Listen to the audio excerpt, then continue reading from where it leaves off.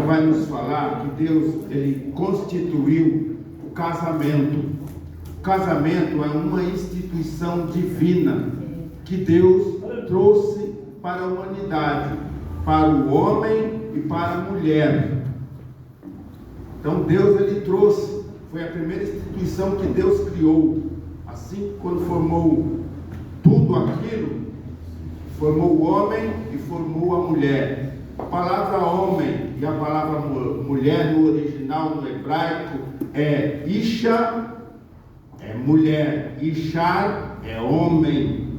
Na minha terra fala assim, cabra macho. Então Deus criou o macho mesmo e Deus criou a fêmea. Não tem o meu termo, né? Apesar que a sociedade hoje está toda atravessada de ponta cabeça, mas na minha terra fala cabra macho. Nasceu um cabra macho, nasceu uma fêmea. Então a instituição de Deus criou macho e criou fêmea. Glória a Deus. Então o casamento é uma instituição divina. E quando eu falo em instituição divina, nós vemos que Deus criou Adão e da sua costela trouxe Eva.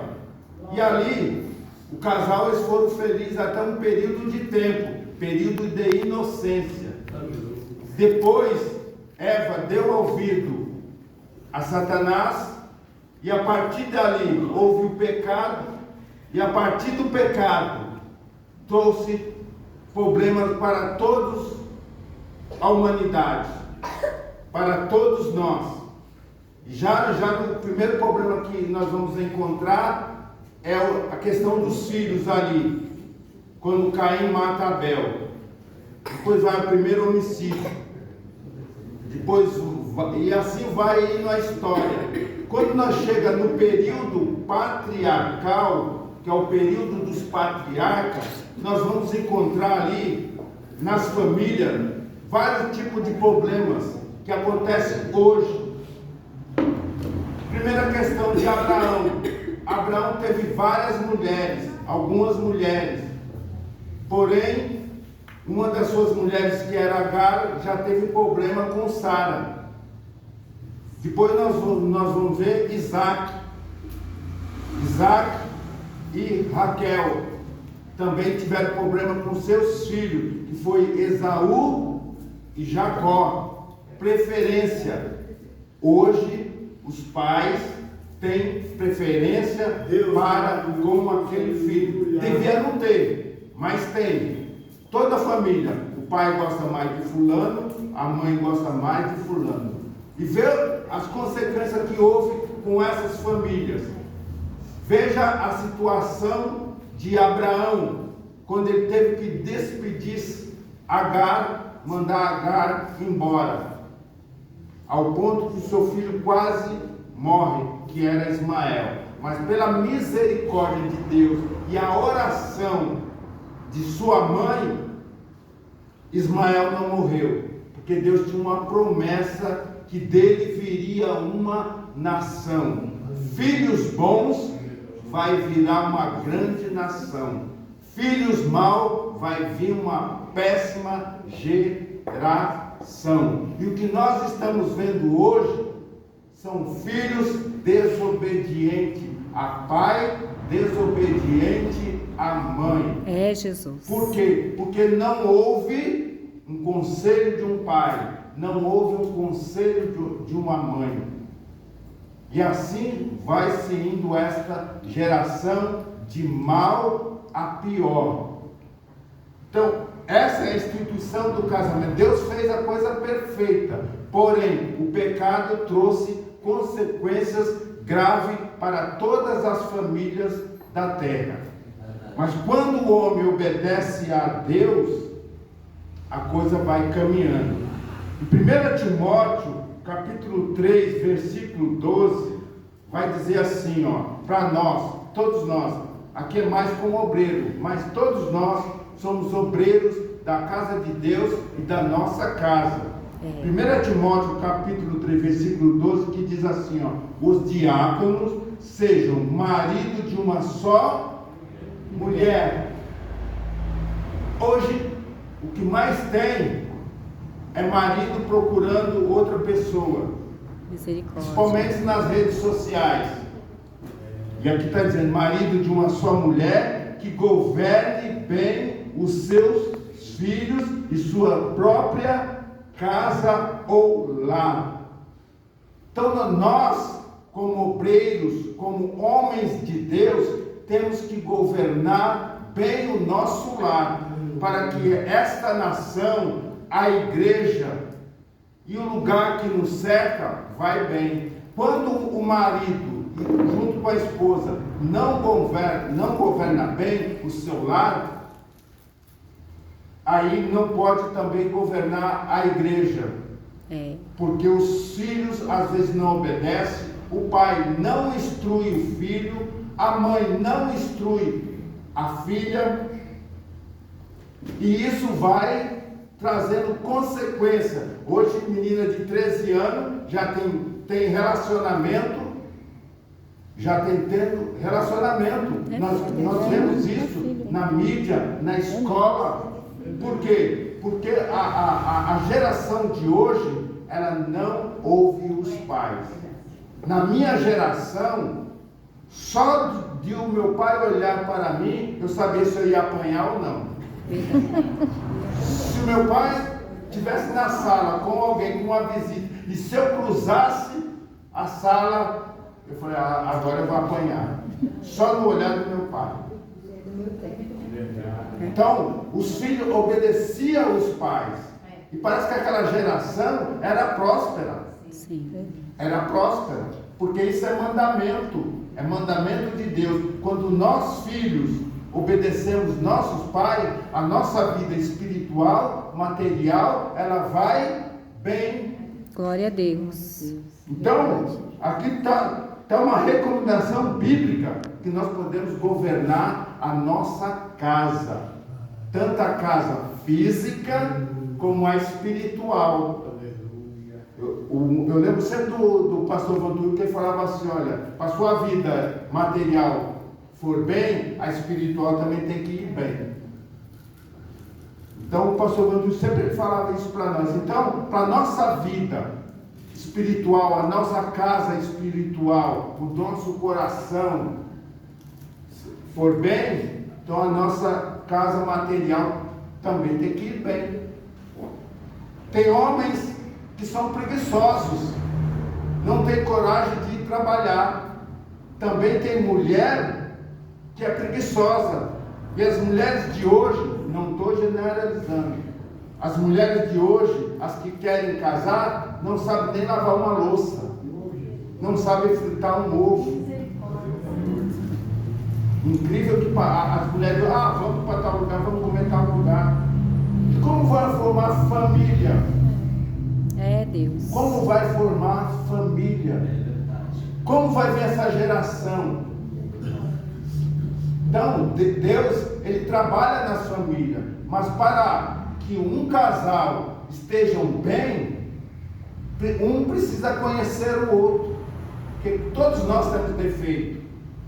Então, que os obreiros, que eles possam governar os seus filhos e suas próprias casas. Às vezes, o pai e a mãe vê a criança fazendo algo na igreja, e os pais não falam nada. Deus. Lá onde nós estávamos, eu vi uma cena, eu fui no banheiro, o banheiro estava entupido de papel higiênico. Será que o pai e a mãe não ensinou essa criança? Então nós devemos corrigir os nossos filhos, ensinar os nossos filhos, aleluia, a estar na casa de Deus, a estar em qualquer ambiente. Às vezes o filho chega com algo diferente, você nem pergunta, o que é isso? De onde você tem? E o filho faz o que quer. Mas nós temos que governar os nossos lares. Porque os filhos, segundo a Bíblia, os filhos é presente de Deus. Salmo 113, verso 9. Ele fala assim, na sua palavra: Ele faz que a mulher estéril viva em família e seja alegre mãe, de filho, louvai ao Senhor. Aleluia. Os filhos são bênção de Deus. Ah, esse filho é isso. Filho é presente que Deus deu para você. Porque toda na história de Israel, se você ver quase toda a história de Israel, as mulheres eram estéreis. E Deus trabalhou milagrosamente na vida de mulheres estéreis, que não podia ser mãe, mas através do milagre de Deus foram mãe. Então os filhos são uma bênção na casa do Senhor. Veja Samuel na casa do Senhor, foi uma bênção na casa do Senhor. Então, qual é o dever dos pais? Quais são os nossos deveres? Qual é o dever dos pais? Primeiramente, é ensinar. Ensinar. Nós, como os pais, devemos ensinar os nossos filhos a estar na casa do Senhor. Aleluia. Porque na casa do Senhor tem que ter reverência. Glória a Deus. Segundo Deuteronômio capítulo 6, versículo 7. Em casa você lê lá, está para lá, ensinai, eduque.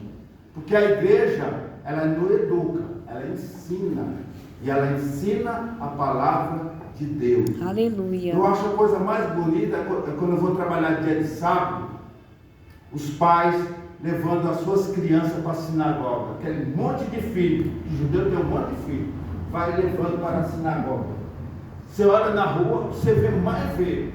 Dia de sábado é o pai lá, o pai e a mãe lá, levando a criança para a sinagoga, para aprender a palavra de Deus. E nós, o que estamos fazendo? Trazendo as nossas crianças para a casa do Senhor? Deus.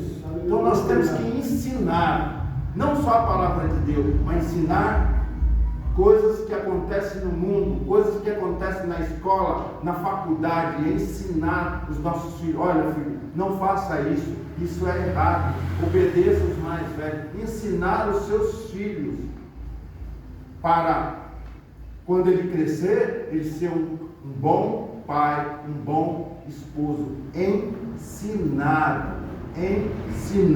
Aleluia. Treinar a criança. Você precisa treinar a criança para quando ela tiver quase adulta, para ela trabalhar, para ela dar valor à vida. Se você não ensinar a criança a levantar cedo, ela vai dormir até meio-dia, vai dormir mais que a cama. Então você precisa ensinar tudo. Porque se você não ensinar, o mundo vai ensinar. A escola vai ensinar ao contrário. A escola vai ensinar ao contrário. Mas se você ensinar na palavra de Deus, você vai ter uma criança saudável. Quando ela chegar na faculdade, você lembra lá daqueles 3 jovens? Os 3 jovens hebreus que foram para a Babilônia? Eles eram jovens, foram para lá, mas quando lá eles chegaram, eles não comeram o manjar do rei. Não se misturaram. Por quê? Porque eles tinham aprendido com seus pais de adorar só o Deus Todo-Poderoso. Os seus pais ensinaram, mudaram até o nome deles, mas o seu coração não mudou. Então você tem que ensinar o seu filho. Glória a Deus. A qualquer assunto. E prover. Às vezes, né, como hoje, às vezes as mães têm que ter um cuidado, principalmente com meninas, ensinar, prover, criar. Efésios capítulo 6, versículo 4, criar na disciplina. Disciplina. O que é isso? Você chegar ao filho, olha, é assim, é assim, é assim, é assim. É assim que se procede na casa de Deus, na escola, qualquer lugar. Você tem que ensinar a criança. Glória a Deus. E quando ela crescer, ela não vai se desviar do caminho que você ensinou. Você ensinou. Se ela desviou, já não está na sua responsabilidade. Nós temos que ensinar, disciplinar os nossos filhos, corrigir com vara. Hoje não pode bater mais. É, Deus. Nem com chinelo, senão você vai preso. O meu pai só me bateu uma vez, mas a minha mãe pegava uma varinha, ó. Mas eu nunca esqueço, mas eu dou graças a Deus, porque os meus pais me ensinaram, do jeito deles, eles me ensinaram. Então, os pais têm que disciplinar os filhos e instruir os filhos. Você vai apanhar por causa disso e disso. Então, instrução, controlar. Os filhos hoje fazem o que quer. Os filhos hoje fazem o que quer com o pai, com a mãe. Por quê? Porque foram criados total liberdade. É, Deus. Nós temos que controlar os nossos filhos. Eu tenho 3 filhos homens. 3 filhos homens. Todos os 3 me obedecem. Minha esposa está aí. Todos os 3 me obedecem. Se é sim, não. Fim de papo. Todos os 3. Bença pai, meu filho que mora comigo, o Rodolfo. Bença pai, bença mãe. Não é isso, gente? Bença pai. Hoje o filho não dá mais dá. Bença para os pais. Não tem mais respeito pelos pais. Então, temos que ensinar. Temos que controlar. 1 Timóteo, capítulo 3, versículo 4. Está lá, está na Bíblia. Controlar e amar os nossos filhos. Nós temos que amar os nossos filhos, porque é a herança do Senhor. O Senhor nos deu. Então, se o Senhor nos deu, nós agora temos que amar, nós temos que ensinar, treinar, prover, criar. Temos que fazer tudo isso. Então, filho dá trabalho, mas também filho é uma bênção nas mãos do Senhor. Glória a Deus. Aleluia. Falando em filho, eu lembro de lar. O lar, quando ele é abençoado, tudo vai bem. Verdade. Porque o lar, a palavra lar significa lareira. Você já viu aquelas casas antigas, que antigamente tinha, você pegava as madeiras, colocava lá naquela lareira e acendia-se um fogo. Ali todos iam para perto, principalmente agora nessa época de frio, então a família estava ali reunida. Hoje a família não se reúne mais. É verdade. Porque uns trabalham, uns fazem isso, fazem isso. Mas se você tem um tempo, se você tem um dia, um domingo, um sábado, ou na semana, que nem às vezes no meu caso, às vezes tem semana que dá para mim tomar café com meus filhos. Essa semana deu, não deu, irmão? Tomei café com meu filho. Então sempre tem um dia, uma hora específica para ter esse aconchego, esse calor da lareira, para você conversar com o seu filho, conversar com a sua esposa. Glória a Deus. Esses momentos, eles são importantes para mim e para você. Então, lá significa lá, precisamos ter também, que não pode faltar, é a presença de Deus, a presença divina no nosso lar não pode faltar.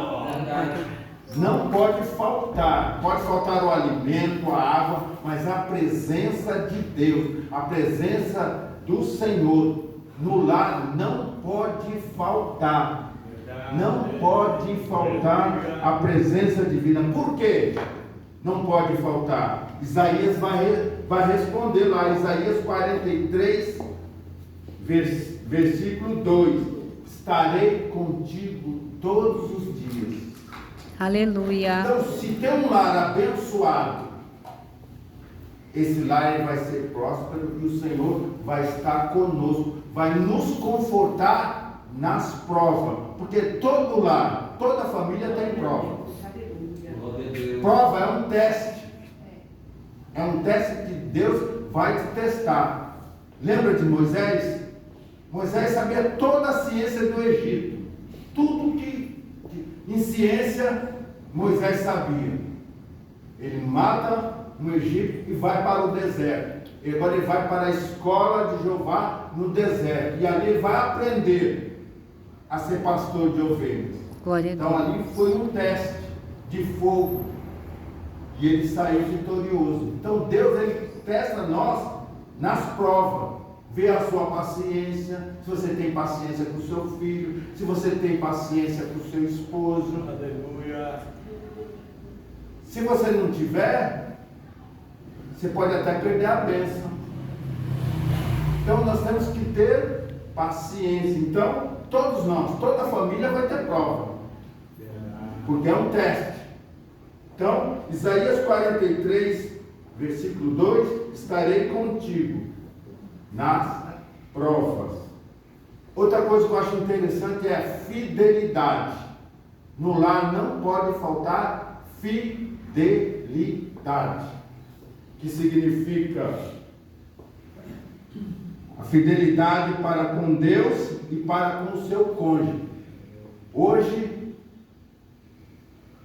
muitas das vezes, a fidelidade ou a infelicidade na vida de um casal. E Deus cobra de mim, de todos nós, a fidelidade com Deus e com as nossas esposas, a nossa ajudadora. Deus, ele cobra de nós a fidelidade. Por que eu digo isso? Porque as redes sociais estão aí. Né? Hoje tem o adultério virtual. Hoje, um toque que você dá no seu celular, aparecem muitas coisas que Deus condena. Se você não for fiel a Deus, se você não for fiel à sua esposa, você cai nessa armadilha. E você vai perder a bênção. Então, para você não perder a bênção, seja fiel a Deus e seja fiel à sua esposa. Ou faça como José, deixou a capa e correu. Então nós temos que ser fiel com o Senhor e com as nossas esposas. Salmo 89, verso 1, vai falar de aliança. Aliança com Deus e com as nossas esposas. 1 Coríntios, capítulo 7,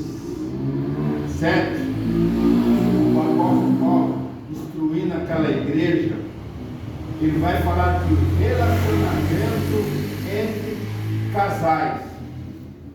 Relacionamento entre casais. O que está hoje na sociedade de a pessoa ser infiel a outro, nessa questão do sexo, está demais.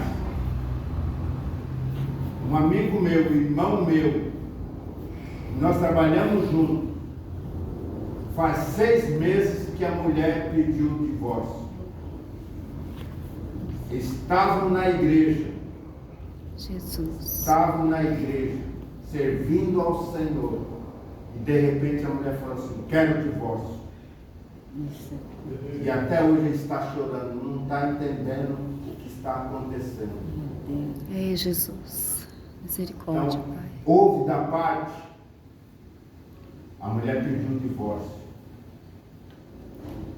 Porque algo aconteceu que ele mesmo, para mim, ele não contou.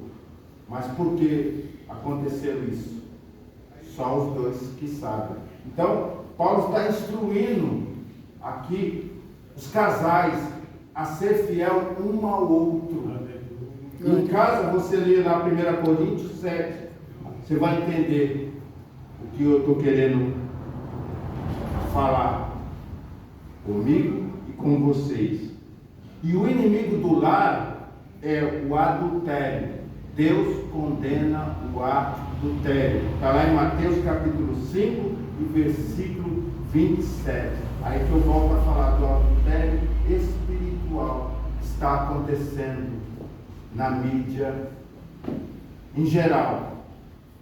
E o índice de mais adultério não é tanto no mundo, é no nosso meio. Em misericórdia, Senhor. Pessoas, pastores, obreiros, obreiras, adulterando com o irmão, com pastores.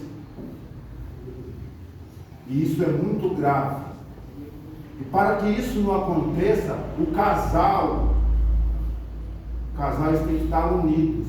Aleluia. 1 Coríntios capítulo 7, versículo 5. Vai dizer lá, só tem lá duas cláusulas, a não ser por jejum e oração, mas volte a dormir junto. Tem casal que não dorme junto. Vocês acreditam nisso? Acredito. Tem. No nosso meio tem. Casal que não dorme junto.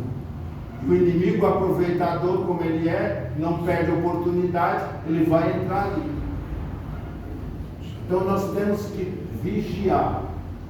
Vigiar. Nós que somos casados, temos que vigiar. Todo instante, toda hora.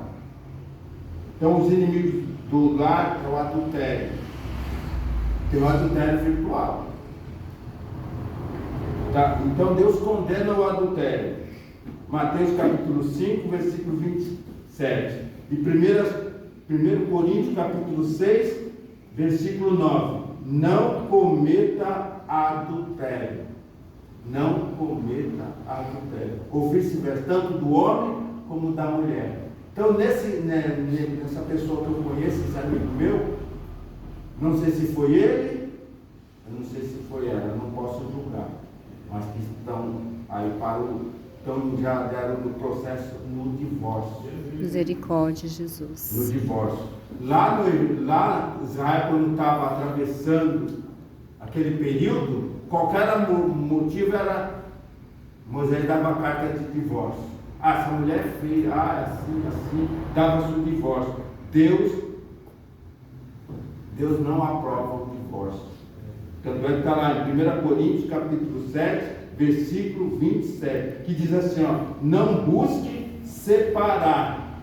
Não busque separar. Porque Deus não uniu. Você não foi lá no juiz e assinou lá? Não foi você o casal? E agora por que quer separar?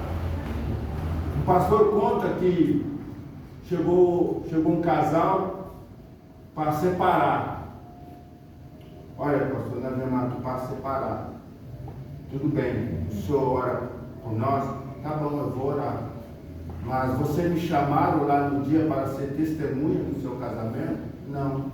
Tá bom, então eu vou orar por você.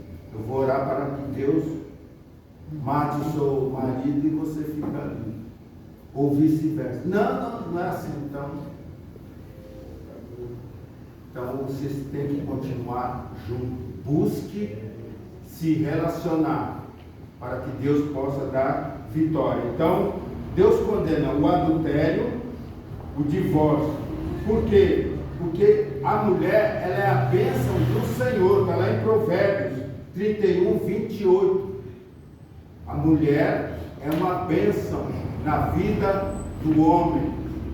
Na vida do homem, a mulher é uma bênção. Está lá em Provérbios 31, 28. Junto da mulher, feliz com o seu marido. Então, os dois são uma bênção quando estão juntos, porque agora são uma unidade.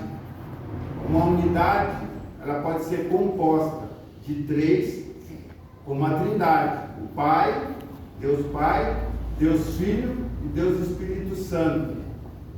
O casal é uma unidade, uma só carne. O marido, a esposa, junto com os filhos, formam uma família estruturada na palavra de Deus, vai formar uma nação. Aí vai se cumprir lá. As famílias são felizes e benditas na terra. Por quê? Porque tem a estrutura na palavra do Senhor. Aí eu vou lá para ao amor desse pai. Lucas, capítulo 15, versículo 12. A parábola do filho pródigo. O amor desse pai para com o filho. O filho pediu uma parte da herança, o pai deu. Mas todo dia, o pai estava na porta da cidade, orando pelo filho, para que ele se arrependesse e voltasse. O amor de um pai, o amor de uma mãe. Veja o amor, um exemplo aqui, o amor de uma mãe que seu filho poderia morrer, ou a espada, ou um jacaré, um crocodilo engolisse ele, matasse ele. Joquebede, ela pega Moisés pequeno, coloca numa arca, coloca lá no Rio. Olha o amor, para que Faraó não matasse as crianças. Mas ela confiava em Deus. E Deus ali protegeu aquela criança, que aquela criança vai em sentido aonde estava a filha de Faraó. A filha de Faraó pegou aquela criança e agradeceu a Deus por aquela bênção. Aleluia. E Deus trabalhou na vida de Moisés, na vida de João. Olha o amor dessa mulher. Olha o amor para ser mãe, que não podia ser mãe. A mãe de Samuel, Ana, cada ano ia para o templo orar: Senhor, me dá um filho, me dá um filho, Senhor. E o Senhor deu um filho, que foi profeta e filho, sabe? Então, os pais, o amor dos pais, o amor das mães, se o filho obedecer, vai ser próspero na terra, porque é bênção do Senhor. Então, o amor desse pai para com esse filho, e o filho volta, e o pai vai lá, o abraça. Grande Deus. Abraçou esse filho que estava longe, que agora volta. Ele abraçou. Por quê? Porque nas entrelinhas, no costume judaico, se o filho pedisse a herança antes do pai morresse, aquele povo tinha o direito de apedrejar o filho. E por amor, o filho não acontecesse isso, então todo dia o pai ia nos portões da cidade. Então o Senhor está aqui nesta noite. Aleluia. Nós, como filhos, estamos aqui de braços abertos para nos abençoar, para que nós possamos criar os nossos filhos no amor, na obediência, porque sendo assim, a nossa vida, o nosso lar vai ser uma bênção. Glória a Deus. Mas quando você não ensina o seu filho vem para a casa de Deus, você não chama a atenção dele. Olha, filho, não faça isso. Você não precisa fazer aquilo, mas fala lá em casa com ele, com jeitinho. Às vezes o diabo não pode nem chamar a atenção dos filhos, o pai achar ruim. Mas por que achar ruim? Porque você lá em casa não ensinou. Filho, na casa do Senhor tem que ter ordem, tem que ter respeito. Você não está no parque de diversão, você está na casa do Senhor. É Deus. A Bíblia fala assim: quando nós entramos na casa do Senhor, nós temos que guardar os nossos pés. Eu lembro, minha esposa lembra mais do que eu, trabalhava mais à noite, mas os meus filhos não saíam bagunçando na igreja. Porque ela fala: se bagunçar em casa, a gente vai ter uma conversa. Não era assim? E os meus filhos, eu sempre falo para meus filhos são uma bênção. Mas por quê? Ensino. Você tem que ensinar o seu filho a amar a casa de Deus. Amar a casa de Deus. Como salmista, ele preferia estar na casa de Deus do que outra parte do mundo. Se nós ensinarmos os nossos filhos, não, essa geração ela pode essa geração que nós estamos vendo hoje. Irmão, todo dia eu vejo, todo dia passa assim, todo dia, 2 homens se beijando, todo dia.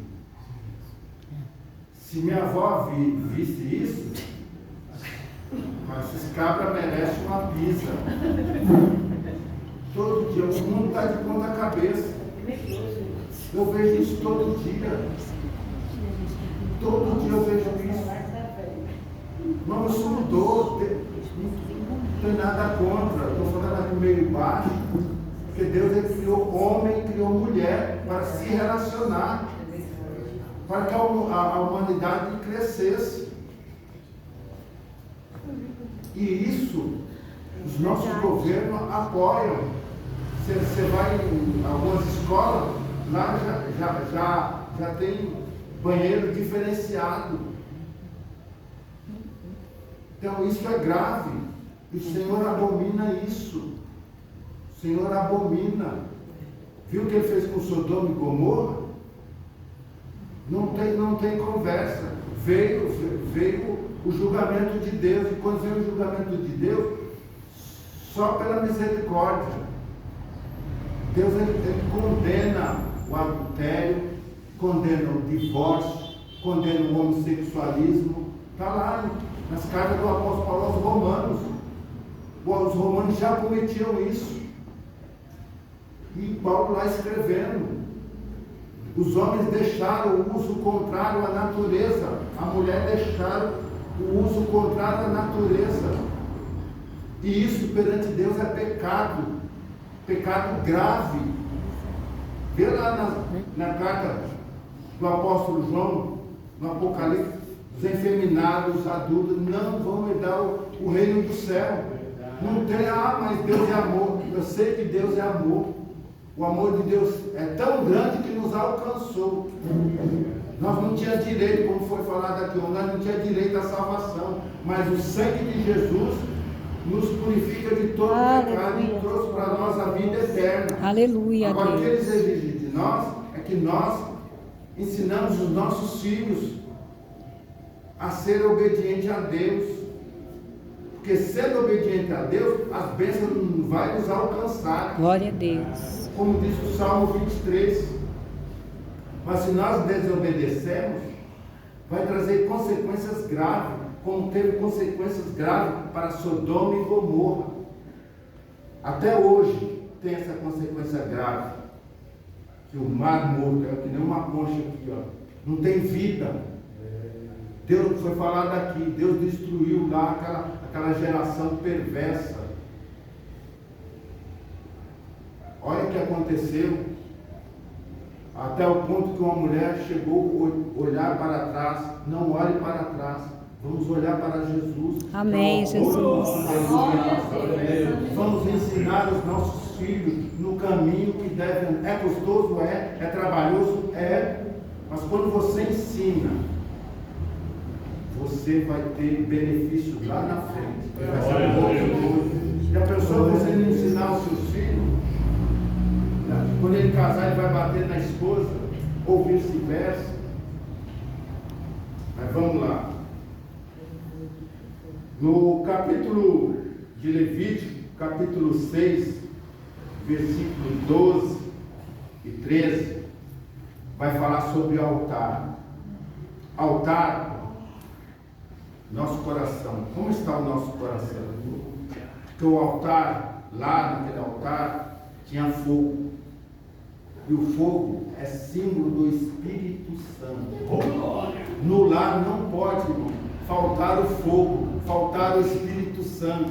Se faltar o Espírito Santo, faltou tudo. O fogo é símbolo do Espírito Santo para com a família. É primordial, de acordo com a palavra. Então o Espírito Santo, ele traz para mim e para você. Você tem que ter o Espírito Santo, você tem que ter esse fogo na vida, para que o seu altar não fique cheio de cinza, mas que a chama do Espírito Santo, ela possa estar na sua vida, para que você possa criar os seus filhos com amor, com carinho e com dedicação. Amém, O Jesus. fogo traz a presença do Senhor no seu lar, na igreja e fora. A chama do Espírito não pode ser apagada por situações contrárias. Vai vir situações contrárias? Vai. Mas se você tiver essa chama viva, acesa, o seu altar estiver aceso, você vai ser uma bênção, como diz lá. Glória a Deus. Aleluia. 12. Todas as famílias serão benditas na face da terra. Aleluia. A chama do Espírito Santo. Você tem essa presença do Espírito Santo para que você possa cuidar dos seus filhos com amor, com temor. Sendo assim, Deus vai te dar vitória. Amém.